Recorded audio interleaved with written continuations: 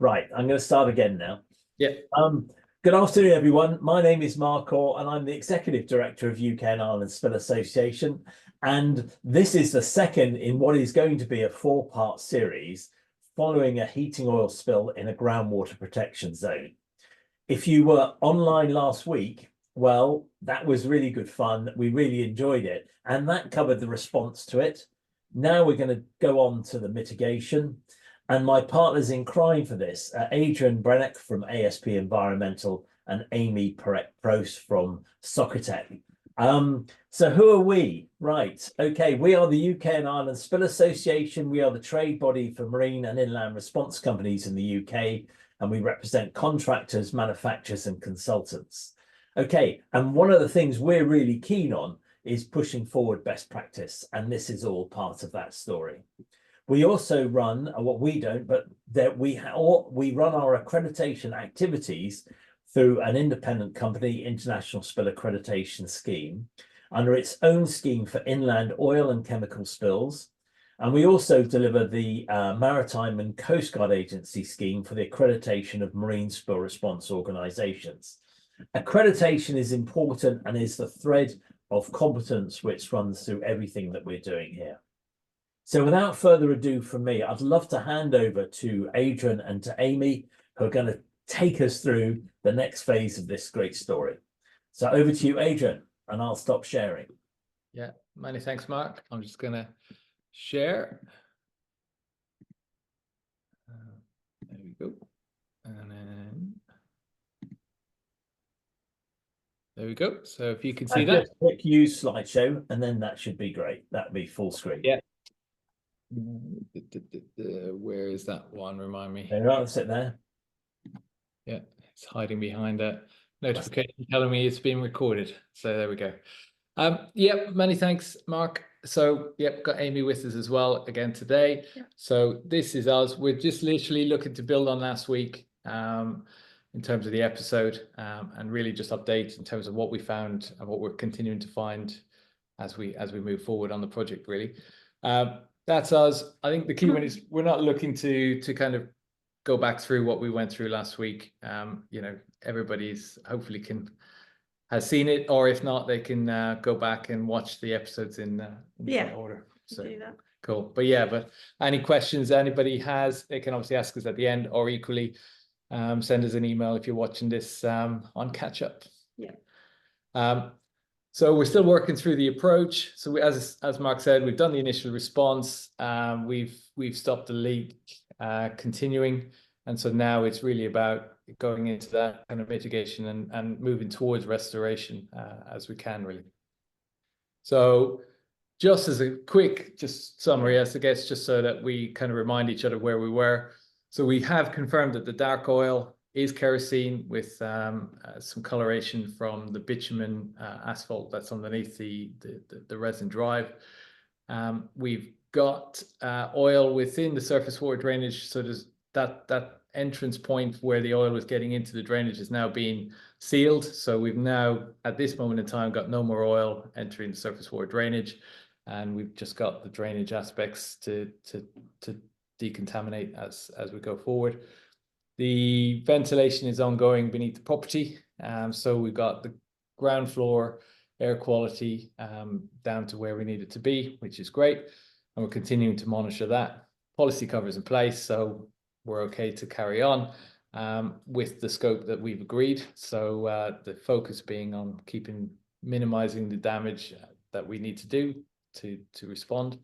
We've got the waste classification sorted. Yeah. So waste streams are all categorized and all set up, both in terms of liquid and solids. And then the scopes and mitigation for ongoing works have been approved. So on to this. So what did we find as we move forward, really? And this brings us pretty much right up to date. Essentially, as you can see from these photos, I just wanted to highlight that, you know, as we moved forward into this next phase, we're looking to protect everything as we go. So anything that we don't need to damage or anything that we don't need to disturb, we're looking to protect as we move forward. So you can see boards, you can see membrane down there. we're looking to protect the resin drive areas that we don't need to work on. So resin drive has been laid in sections. So we know we need to work into certain sections where the oil line is, we know it's leaked. So we're going to lift that section first. Yeah. But we're minimizing the damage. So the assumption at this point is that we're only going to end up working in one area of driveway. And so we need to protect all the rest to make sure that we don't need to replace resin driveway that didn't need to be replaced, basically. So that's a key factor in this. And then I guess the picture in the bottom middle just highlights the fact that as we opened it up, the weather changed and we started to get a lot of intense rainfall. And so we needed to adapt to that, even though it was, you know, in the middle of summer, essentially, or towards the end of summer at that point in time. So did we have a summer? Did we have a summer that year? I don't know. Time seems to disappear as you get older, doesn't it? It seems to disappear ever quicker in this job. Yeah, it's hard to remember, but I do remember it being quite nice and sunny on this site on some days, and say torrentially raining with intense rainfall on others. And I think yeah, it's definitely been something that we've noticed in that respect. So so we're talking lots of twists on this one. So I guess as we started to move forward with the excavation, lifting certain bits of the drive to kind of further delineate and understand what we had outside, one of the things that we started to observe inside is as the vapor levels dropped, we noticed that not everything seemed the same. So we had very obvious kerosene odors on the ground floor, and as the vapor levels dropped in the basement, because we had above 100 at different times, as they dropped down to sort of 33, which you can see in the PID in one of the basement rooms, we noticed that actually it was a completely different odor, but much sweeter. And we were like thinking, oh, well, this is possibly, you know, in the same way as we didn't really understand what we had in terms of the oil, or we weren't 100% confident that we had all the hazard aspects in that. Actually, the air quality in the basement as well we were thinking, well, hold on a minute. We're measuring something which obviously is an actionable level on the PID, but actually what we're smelling ourselves isn't kerosene. It's not origin. Consistent with kerosene. But in terms of our technology that we had on site, we can't delineate, we can't determine between the two. So we've got total VOCs that we can measure, and that's it. So again, we kind of had a discussion with Amy and said, what can we do in that regard? And so we gathered some some air samples and sent them off for analysis, essentially. And yeah, I'll hand over to Amy to really talk us through what we found. Yeah, so we found really high levels of total volatiles, 2,400 ppbv. And then what does that mean? ppbv? Parts per billion volume. Okay. Yeah. And then we obviously, Mark. But parts per billion. Yeah. By volume. Right, okay, good. Thank you. And then we found some very interesting compounds. Obviously, toluene, ethyl benzene, MMP, xylenes, O-xylenes, quite high levels. And we're looking into this further. And if you know anything about xylenes, you will know that they have a bit of a sweet odor. Yeah, so that kind of tied in, I guess, with what we were what we were recording on our field notes, that it smells quite sweet, not kerosene, not oil related. So yeah, so this isn't kerosene related.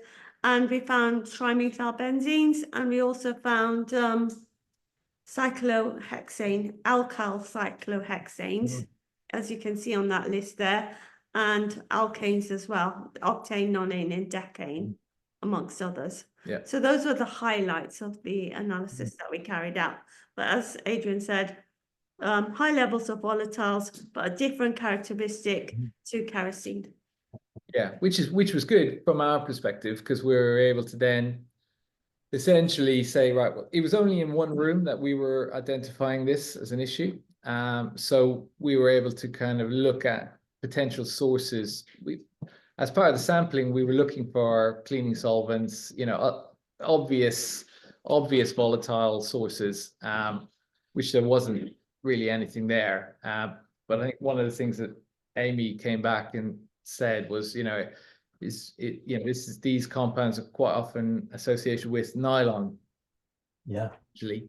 Yeah, so we looked through the whole list of compounds that we found, went through them in detail, and noted that some of them were related to the manufacture of nylon. Yeah, and so when we then went back into the room at that point, you know, it was one of the things that's in this room was actually a large amount of man-made clothing on racks. And so probably mostly fairly new as well. And so from that perspective, all nylon in origin. And so all of a sudden we're going, you know, it's that kind of, you suddenly put so much clothes together, then that's probably what the source was. And they're all new, were they? All virtually new, yeah. So from that perspective, the key bit was, you know, quite often what we're looking at doing is, you know, making sure that we're not responding to something as part of a loss, because we haven't been able to, you know, you can't go back in time and create a baseline, and you can't go back in time and, you know, establish what all of those preconditions were before the loss event occurred. But obviously we're there to deal with the adverse factors arising from a loss event. We're not there to deal with other aspects. And so we can advise and say, you know, the air quality looking at these compounds isn't that good in this in this room. You probably need to just generally ventilate. Actually, that's not something that is related with that. We were able to kind of a little line around this room and go, this is a separate kind of set of events. So it's not related to the loss.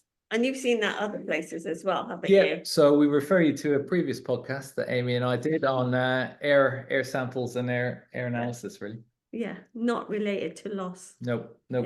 So yeah, and just highlighting that, those air fresheners are not that healthy for you, really. So bear in mind. Check it out. Yeah, well, all good podcasting places. But anyway, yeah. So I think that was just a key one that we were able to draw a line around it and stick a pin in it and go, that's something for us to discuss with the homeowner separately, but obviously highlighting that it's not, you know, the vapors the readings that we're getting from there are not associated with the loss, which is a key bit, really. So that was the kind of twist one. So we were able to get back on track in that regard. More twists. Yeah, more twists. So the second one became apparent very quickly once we lifted that first section of probably 2 square meters of resin driveway over the point of loss.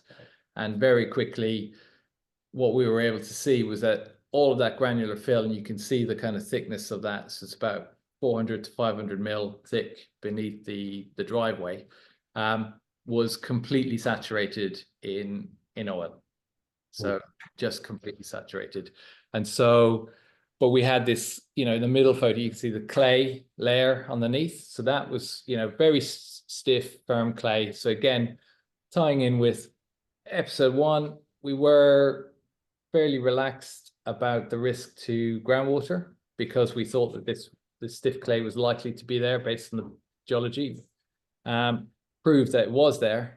But the extent of the volume of oil that was lost beneath the ground meant that clay held up all of that contamination. And as it continued to leak and as water was then added into the mix, it just pushed it laterally much more significantly than you would otherwise get if you had a nice permeable geology underneath, basically. And so, yeah, so it's you can see there. So what we found as well, so where the channels have been dug out for the utilities, the contamination had gone into the clay up to sort of 10, 20 centimeters into the clay. So we just excavated around those areas as we moved out. So very quickly, the lateral extent, you know, where we were hoping to be minimizing the impact to the drive area, it's very quickly became apparent that might not be that possible. And one of the key aspects, just on this photo on the right, you can see where the utilities go into the flower beds around the house. I'll just remind everyone that, you know, an initial consultant who attended had found no contamination in the flower beds around the house. And we hadn't found anything in the drainage that we'd lifted close to the house as well. So everything, the indication was that there was no contamination within a meter or so of the house, which was all positive. And so we'll stick a pin in that for perhaps a later twist. So then it's just some more photos of just how it extended really. So that's the one on the right is looking back towards where we started. And you can just see that where we just cleaning all of that area off. So with all of the backfill beneath the driveway and around the utilities is all basically being excavated down to the clay. And then very quickly, we started to find that was dropping off to sort of less than sort of 5 ppm in the clay once we'd taken off sort of 10, 20 centimeters. So very quickly we were able to clean up. And I guess it goes back to questions from last week around LCRM and what standard we're trying to clean to. You know, we're very much, you know, at this point, we're very much able to go, right, we can pretty much remove 99.9% of the contamination and there's no risk associated with residuals. But whilst we've got it all open, we're going to make sure that we remove as much of the contamination that's recoverable at this point. You know, so if we don't have to do a risk assessment, then we won't at this point, basically. I think that's probably key. I noted 2 things of the right-hand picture. Yeah. Firstly, there's a pond there. Is that actually where the koi carp are now? No. I forgot to reassure you, Mark. At the beginning. I'm worried about these koi carp. I mean, the poor guy's lost his fountain. He's lost his, unless they're in the swimming pool. Where are they now? The driveway, Mark, and the driveway. Yeah. He's lost his driveway. He's lost his, yeah. So no, the koi carp perfectly safe. I forgot to reassure you on that this morning. Still, no, this is just the remnants of. So we've had to do various drainage disconnections and kind of diversions to make sure that we can continue to excavate. So that was just, I think, after a rainfall event, we had some water move into the excavation. So from that perspective, you can see from the absorbents that are there, not on the left-hand side, but on the right-hand side, that, you know, there's no sheen on that water and everything else. So actually, you know, from that perspective, it's all looking pretty clean at that point. And then I guess the bit on the left is just, again, highlighting that the backfill material is just heavily contaminated and you've got oil just sitting on top of the clay that just runs out at the edges as you're excavating. So I guess key bit of this, referring back to the rainfall and the change in the weather, was that very much we had to open this excavation up gradually because the extent of the volume of oil and the fact that it's clay, it'd be very easy to lose control. Yeah, absolutely. And again, make things worse. And so suddenly, in the sense, if all of this filled up with water and then we've got free oil everywhere, then suddenly that's just going to be washing all over the place. And also, in the right-hand picture, where the right angle in the foreground, that's actually the point of loss, isn't it? Yes, it is. Yeah. So that's the point of loss. So then, kind of carries on. So from the last photo, the photo on the right, you know, you're getting pretty much the full extent at that point. So starting to see that all of the drainage, other utilities, we've got fiber optics, we've got electric, we've got CCTV cables, you know, everything is running through there, high voltage power cables as well. So, you know, we're working through, and you're starting to see just there as well, some manholes start to appear. So these were originally indicated to be manholes, but actually what we found out that they were was soakaways. So they and these actually extended down up to 4.5 to 5 meters deep. So they weren't very effective. And so we were, again, still kind of going, it's not ideal that they're going that deep, but looks like they're not working. So they're obviously just been installed into the clay and they're just not very good. So that's kind of where we were at that moment in time. Which then kind of brings us on to twist 3. So you're starting to see in the middle, on the left, what we found in one area, which is near that pond that you were just talking about, was an old septic tank, which actually the backfill and the extent of that went down about 4 meters. Wow. And directly beneath that was a sandy horizon, which obviously is the last thing we want to see. Yeah. So all of a sudden we're starting to twist, going, oh no, we've got a sandy horizon. The clays, we've got things that are penetrating this really good clay that's saving us. Mm-hmm. Now we've got the sandy horizon. Actually, maybe groundwater is now at a much higher risk given the concentrations we're finding in that sand as well. So this was a potential pathway. yes, vertical pathway, man-made preferential pathway, basically around a subsurface. And that shot in the middle shows the different layers very well as well. Yeah, and so that's pretty much, and that one in the middle, so that's about a 4 meter profile there. You're starting to see that, from the original pictures around quite small excavators protected on mats and everything else. Now we're dealing with 22-ton large excavators that can have the strength to lift some of this subsurface structures out, but equally get the reach in that we need. So it's suddenly becoming a much different scale project, really, in that respect.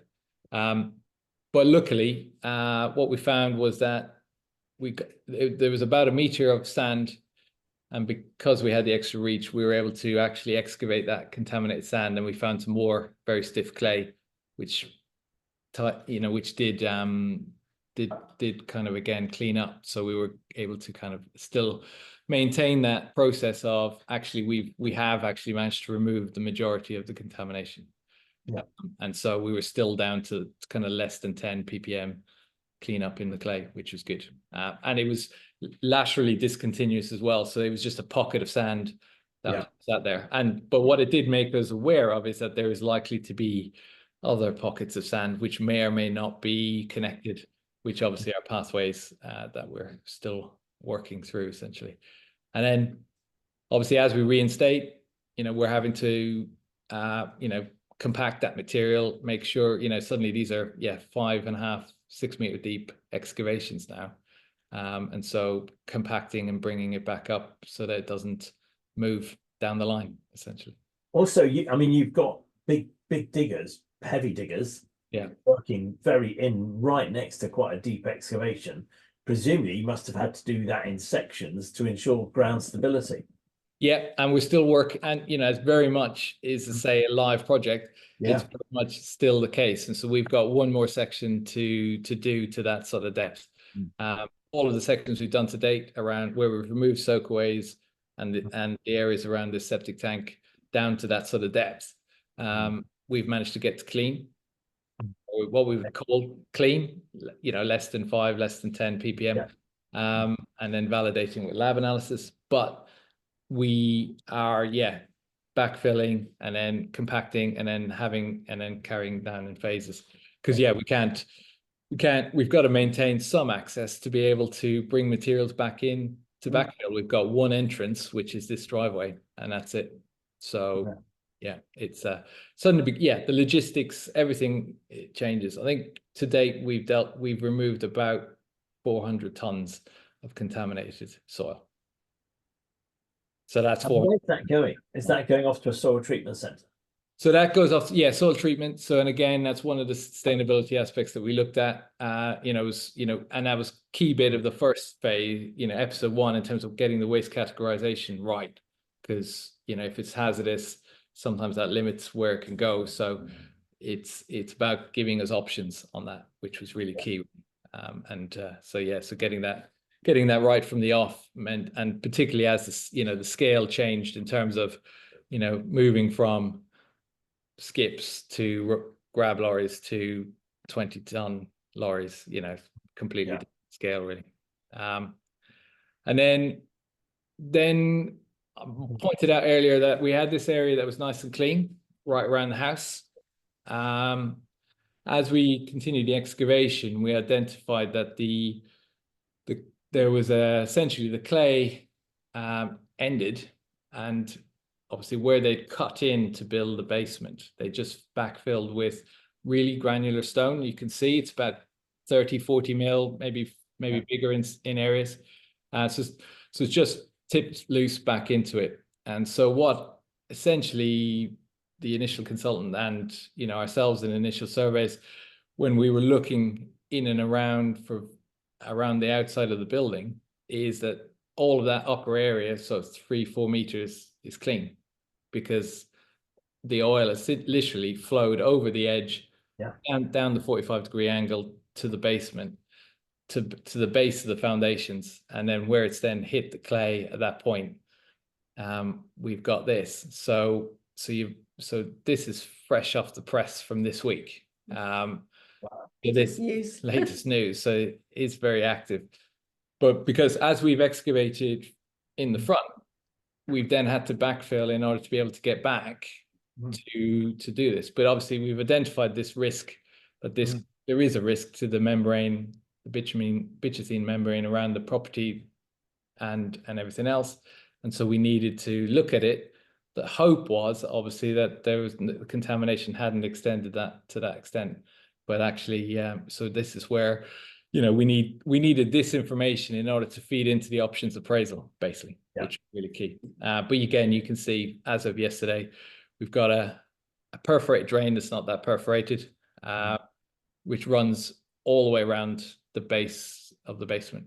And does the property of the bitchethene change if it's degraded? So the kerosene will act as a solvent on it and just basically degrade it and just make it really, it just depends how much has been there as to how degraded it is. So that our plan is we need to obviously shore that up and make a safe access for us to be able to go down, expose that area, and in detail assess the whether the bitchethene has been impacted, basically. So that's next on the list. So that was kind of lots of different twists and turns. And I guess all of this process, you know, as we go through it, we're having to continue to monitor changes, but equally maintain that reassurance. People are continuing to live in the property. The properties continue to be managed. All the gardens are being irrigated and everything else. And so very much, you know, we thought we weren't worried about groundwater, then we are worried about groundwater. So we needed this program in place in parallel where we're testing everything. So we're checking the water quality every week to make sure that the drinking water quality is okay. So that's been maintained. We're checking the borehole irrigation water qualities because we don't want any oil to get in there, contamination, and then suddenly it's literally pumped everywhere. So we don't want any secondary sources, because that would definitely be our fault if we're not telling them to turn off the pump if there was an issue. And then we got basement sumps. So there's a sump that just allows the water pressure beneath the building to be released. And we're just checking that as well. So we've got, you know, no indication that oil has gone in underneath the slab. So from that point, so, and then in parallel, we've obviously got our continuous air monitoring of the indoor air quality, just to confirm that everybody's good. And then obviously bearing in mind, we've stuck a pin in that one room where there's another source of VOCs that's nothing to do with us, essentially. And that takes readings quite often, is it? Yeah, so we're taking, so we've literally got it set up so it's taking a reading every 5 seconds and recording it. So it's just literally is a continuous reading. So that's quite good. And we monitoring that remotely. Then but you know, obviously one of the things that Amy pointed out was that, you know, there's lots of other stuff going on in terms of we're doing duplicate sampling to make sure that we can rely on the data that comes back. So if we've got an issue, maybe we can work out whether it's sampling error, whether it's sample container issues, whether it's lab issues, or what it is. But we're implementing a quality assurance process in place. But then obviously one of the things that Amy said was just all of these other quality assurance aspects that go on as well. Yes, the lab's putting in quality assurance aspects as well, like plotting AQC charts, running blanks. What's an AQC chart? Analytical quality control charts. Okay, yeah. Running blanks, duplicates.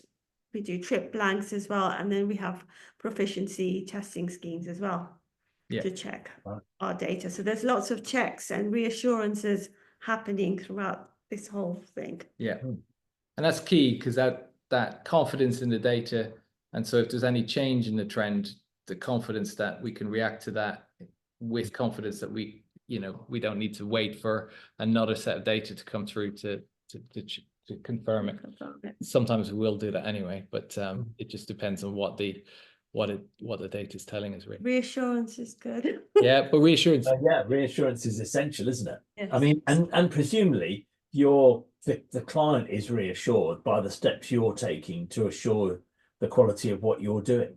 Yes, and I think that particularly the visible aspect of having a continuous monitoring device in their home, confirming that the air quality is okay, and then being able to see that all the time. It's just, they know that somebody that is just there monitoring it, and that if there was an issue, they'd be told. And so that's definitely been a constant feedback from the homeowners, that it's very reassuring to know that the air quality is being confirmed all the time. Yeah. But also the borehole, that's where they're presumed part of their water supply is coming from the borehole. So yeah, so not drinking water, but just irrigation. Yeah. Well, they don't want to be putting foul water onto their lawns and things like that. No. And then kerosene is phytotoxic, so if you would pretty much kill everything. Which is not not a good thing. Not a good thing if you're a gardener. No, we've got some fairly sensitive plants and trees at this property, some with some fairly significant values associated with them. So in terms of recovery, you can see, in terms of mitigation, we've been gradually working our way across the area, and we've been doing recovery in parallel. But pre-loss conditions, we had a question last week. Is it achievable to get back to that? And I think at the minute we're pretty much there with the excavations to date, which is positive. But again, what I said last week, it's not possible to get 100% back out. It's just practically not possible.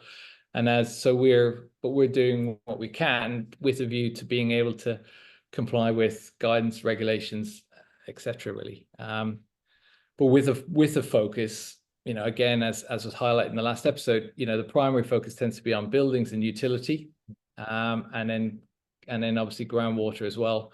But not every policy covers that. We're covered for that eventuality here, so it's not an issue. But some of the utilities we talk about are like soakaways, so they're part of the infrastructure for this property in terms of managing surface water. So they're an insured part of the process essentially. But aren't you changing by what you're effectively looking at the picture in this slide? You're putting what looks like quarry type 1 back into that excavation. Yeah. Where previously there was clay there was clay. Yeah. So are you changing the geology of the site, which might affect the soakaways? Well, and I guess there's also Environment Agency guidance in terms of you can't have soakaways in contaminated ground. So we're redesigning the surface water system for the front of this property, basically take into account that even if we get 99.9% of the contamination out, the last little bit that might be there is still contaminated ground. So it's not appropriate for us to have soakaways in this ground going forward.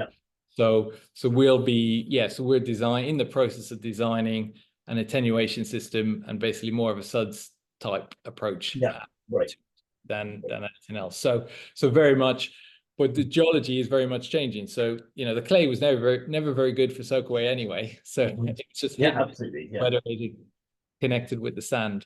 But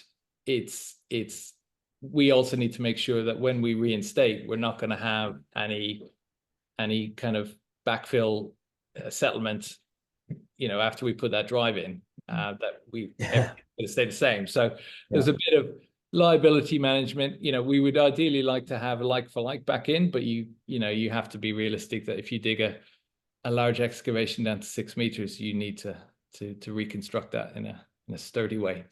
Yeah. So, yeah. But yeah, and I guess you know, but we're thinking as well as, you know, into the future, yeah, what is the guidance? And as I say, we're not going to be able to put these soakaways back in, so that's going to be a key bit of the design process for the mitigation, really. In terms of damage limitation, obviously we're preventing further oil migration and by removal, pretty much. So as we've been finding it in this granular fill, we've been removing it. And kind of dealing with it that way, and only opening up the surface when we've dealt with what we've already exposed. Essentially, we're in a very controlled way. And they're not making anything worse. No, golden rule. Golden rule. Don't make it worse. Don't make it worse. Don't. Yeah, and then you know, the protection of the resident driveway. Well, the reality is that the large part of that now is actually been removed. Oh. It's in the skip. Yeah, unfortunately. And equally, you know, we're, you know, once you £100,000 worth of resin and we had to make sure everybody was on board with that decision before. Absolutely, yeah. But it was pretty easy when you see oil pouring out from underneath it. It's obvious you're going to have to extend. There's not much left at all now. No, not much. And the issue is as well is that as you bring in all of these heavy plant, you've got, you know, there's only so much you can do to protect the areas that are not there. So it's yeah, there's only so much you can do, but it doesn't mean you don't try. So absolutely. And then so environmental constraints, I would say that, you know, we're lucky in a sense that the contamination is cleaned up at the depths that we've managed to reach, because the reality is we're not going to be able to dig much deeper. No. And again, that puts it back to, you know, Rich's question last week around LCRM. You know, can you comply with it? It's, you know, how deep can you physically do? And so, you know, and is it sustainable as an option? So it's worked out so far that, you know, we've been able to remove significant contamination, and it's been right to do that. Because it manages it's the easiest way to manage the risk, especially when you've already got the hole open. So yeah. And then building constraints, you can see all the utilities that are everywhere. We've had to divert some of those, but you know, fiber optic cables are less easy to move, and they're obviously much more fragile to digging around them as well. So we've got the depth. So, you know, we've still got the issue around the fact that the basement is sort of 3 meters deep in certain areas and slightly deeper in others. So we've got those aspects to kind of overcome as part of that latest discovery from this week. And then we've got, you know, we need to do things in phases, in controlled ways to make sure that we don't dig ourselves into a position where we can't move forward. So, you know, we've got to be able to remove material, bring material in, and, you know, do it in the right way. So it's a process, and it's a constantly changing process, I think, which is kind of key. So brings us on to, in parallel to all of this, we're always being challenged on, and rightly so, how can we save cost, and how can we be more sustainable in our approaches? And the reality is, you know, digging out large volumes of material isn't that sustainable if you send it to landfill. So we talked about episode 1, categorization of the waste is really important, because that gives you the options around what you can do in terms of recycling or diverting away from landfill where you can. Waste streams, segregating as much as you can. So if it's, you know, if there is clean material, segregating that and dealing with that as such. You might have to do additional testing to confirm it, but if you can divert that, that makes sense. But you've got to, you know, we're lucky in this instance, we've actually got quite a large area to work with. And so we've got the ability to be able to manage that. On a lot of properties we work with, there just isn't the space to deal with that on site. So you're relying on having off-site solutions, which may or may not be available, really. And then, again, a bit in the same way as we're doing this now, you know, we're doing a lot of virtual, you know, reviews with the site teams on site. So we're, you know, as discoveries are made and input is required in terms of technical or consulting input, we're providing the majority of that remotely rather than on site, which is a slight change from, when I used to work in big consultancies and stuff like that. We would basically typically have our site team on site and you'd have your consultant on site. And that's the kind of traditional way. And they'd be sampling and they'd be, phoning back to the office and getting kind of inputs. But I think, we've got technology now to kind of reduce the need for that full-time consultant supervision and equally, enable us to kind of work in a more sustainable way, reducing travel and actually, enables us to do more with less people, which. And are your clients looking to you for that kind of sustainable approach? Well, I think it's just, for sustainability. I mean, Questgates, we work with them on kind of calculating our carbon usage on our projects. And, we look at, what is various options and we will look at the different things that we can do. So if we tweak this, what the carbon impact, positive or negative, would be on an alternative approach. So in addition to, what are the technical challenges or the cost challenges that might be with an approach, we're also looking at the carbon footprint as well. So, and that's with their kind of carbon calculator that they've got. So which kind of brings us on to essentially a little bit of an example. So we've got on the left-hand side, the more traditional approach, which if we had applied on this project, essentially, we believe that the carbon footprint of kind of daily consultant management on site to date would have been about 1,283 kilograms of CO2 equivalent. And that's using the Questgates carbon calculator. And whereas the actual, the virtual approach, or that combination, the hybrid approach really. So if we do need to be on site, we're on site.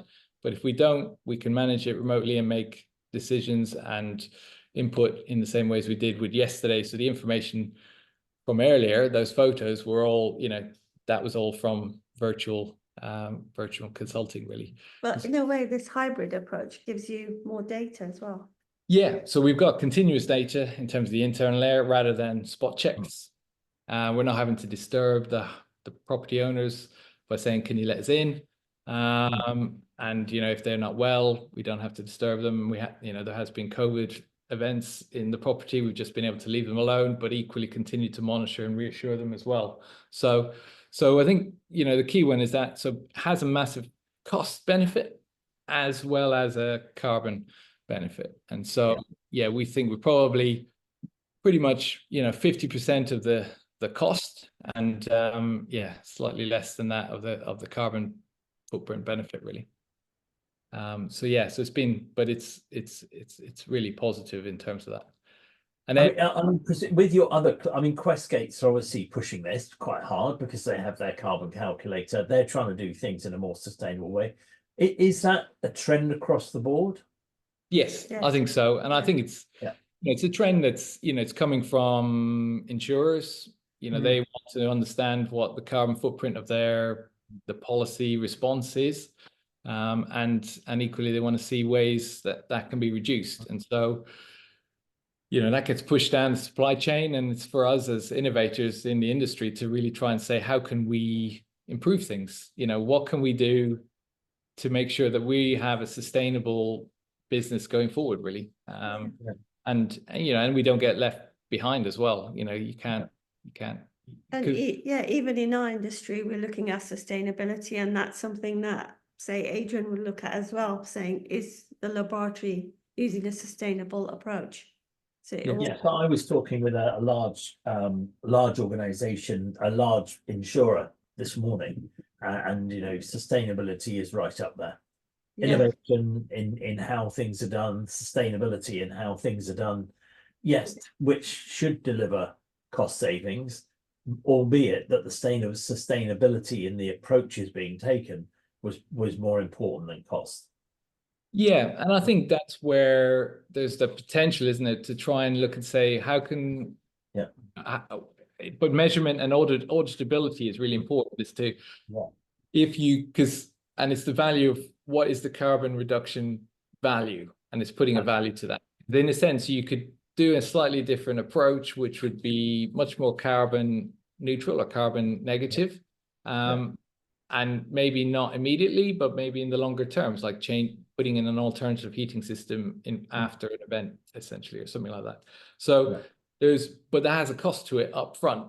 And it's, you know, and I guess if that benefit is not there to the person who's paying the upfront cost, the reality of the world is why would somebody do it, really? But yeah, and I think that's where, you know, the trust, you know, that auditability is going to need to be in there, that if somebody is going to commit to say, right, I am going to put the money in up front to pay for a slightly different approach, which will have a better, more sustainable outcome, but they want to know that that outcome is actually going to be achieved, and, you know, potentially they might be able to take some of that carbon benefit to offset. But I'd say, but it's got to be, you got to know that it's not just somebody fudging the numbers. No, that's true, of course. So yeah, so I think, you know, and I think that's going to be the key bit down the line, is how you know, making sure that based. And making sure that the people who are saying that they're achieving these things are actually achieving these things. And, of course, you know, measurement is key, and then auditing is kind of the next on. Really. So I guess that just brings us to the end of this one. So much shorter than the first one, hopefully. Wow. But I don't need another cup of tea, cup of coffee. Keep me awake, keep me going. Well, we've given you lots of twists and turns. Absolutely. Absolutely.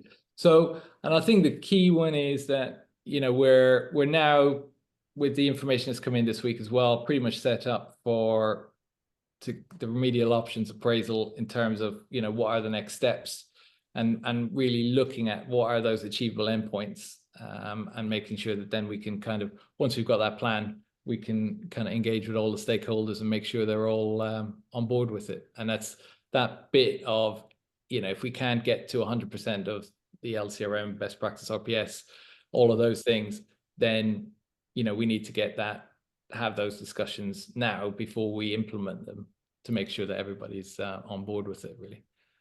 That's the key. So in terms of, so the initial drainage mitigation measures, they continue to be really effective. The VOC levels have been dealt with, and we now know why we've got a slight peak in one room, so we don't need to worry about that. We know what the source of the leak is still, so it's 25 mil, not 15. And then the indoor air quality has been maintained as good throughout, which is absolutely fantastic. The excavation has very much, and the response in terms of mitigation and removal of that contamination following the loss has very much expanded exponentially from what everybody's initial views were. So it's that acceptance of, yes, it is our issue on site, but actually, you know, it's a much bigger issue, and it may have been ongoing for slightly longer than people may have realized before. So large part of the resin drive is now no more.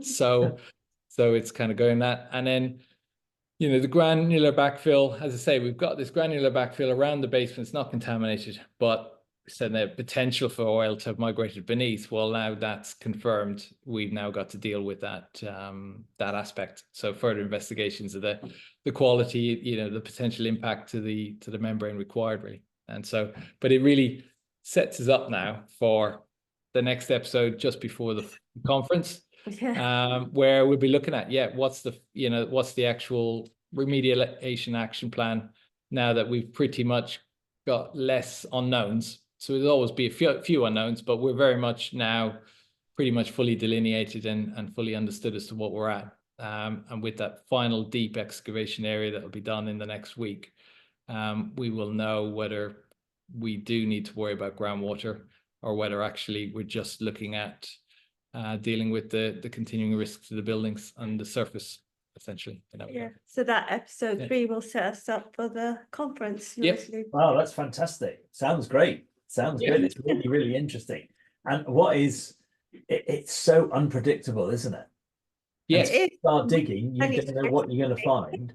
We and have then actually, it is. It's a Fascinating episode. Yeah, fascinating. And that's why it's, you know, in our industry, that's why it's so interesting. You just never know what you're going to find. You always have an idea, and you're always trying to work through a plan and a process, but you always have to be able to respond to when it's not as you expected it to be, really, or as everybody hoped it to be, but you probably knew deep down it wasn't going to be. And it's always good to have an intriguing mind with these kinds of things. Absolutely. But the client, but the householder, I mean, it must for them be very, very difficult living on a building site. Yeah, 100%. And obviously we're getting further to closing off access to this drive. Yeah, you know, absolutely. You can see there. So the next excavation is going to take us to that Harris panel on the edge. So by that point, you know, if you've got a 5-meter deep excavation at that point, you're not really driving any cars. Not driving your car past it. No. So it's continuing to disrupt their normal living, and equally the challenge is, you know, again, you know, what people start to normally ask around this time is how long is it going to take? Of course. Yeah. And you know, whilst we can start to put some timelines together in terms of putting back the driveway area, the issues around the basement are, you know, less defined at the minute. Absolutely. Thank you very much. Really, really interesting. Yeah, and I think we'll open the floor to questions. So questions, please. I've had a couple which have come in, and I hope that you can hear me all right. We've had a couple of questions come in, quite interesting. One on MOT type. In terms of reinstatement following excavation, do you generally always opt for compacted MOT type 1 at depth, overlaying by topsoil? Adrian, what's your comment on that? Hi, Mark. Yeah, no, it's well, obviously the topsoil would be defined in garden areas, but yeah, in this instance, it's compacted MOT. We need material that we can compact, but what we would do is try to maintain, you know, what the land use was prior to the loss event. So if it's a driveway, then it's reinstated as that. If it's a garden, then obviously we need to make sure that we maintain that growing depth. So we'd be looking to try at least to maintain 600 mil of material, clean top. I mean, sometimes when compacted, doesn't it sort of hold up the movement of water across the site? And that's exactly, why we need to take all of that into account. So if it's going to be beneath hard standing, for instance, then, you know, you can deal with that through the drainage. But equally, what we don't want to do is create a waterlogged surface in the garden that wasn't waterlogged before. So we do need to think about it, I guess. And it all depends, you know, the depth of the excavation and everything else. It's key. So Dale, thank you very much for that. I've had a couple of questions from Richard Baker. What is the overall duration from your instruction to reaching the point at the end of the mitigation measures? So in other words, how long has it taken so far from when you were instructed?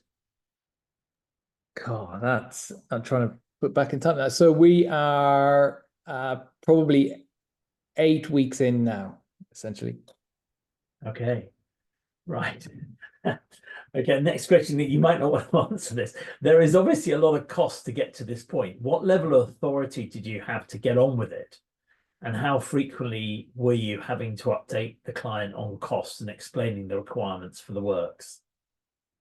So it was pretty much an immediate up to a budget for the initial response. And then, but very quickly, we knew we needed to provide the evidence and the justification for ongoing works in parallel to continuing the mitigation that we were doing. So it was all very much geared to, right, we need to make sure that we can keep this moving because, as I say, particularly once we opened up the driveway and then we had free oil, there really wasn't ever going to be a good time to stop until we'd got control of the situation. So again, that's the relationship with Questgates. You know, it was pretty much verbal updates daily, email updates probably every other day, and then budget updates probably weekly, I would have said. Okay, that's great. Anybody else? Any other questions? Those are the only two which came, the only ones which came in chat. Anybody else? Any questions? Silence. You've answered them all as you went. Couple of points. There isn't a webinar next week because we are doing or the association is doing 2 regional networking events in Ireland, one in Northern Ireland on Tuesday and one in near Dublin, on the outskirts of Dublin, are on Thursday.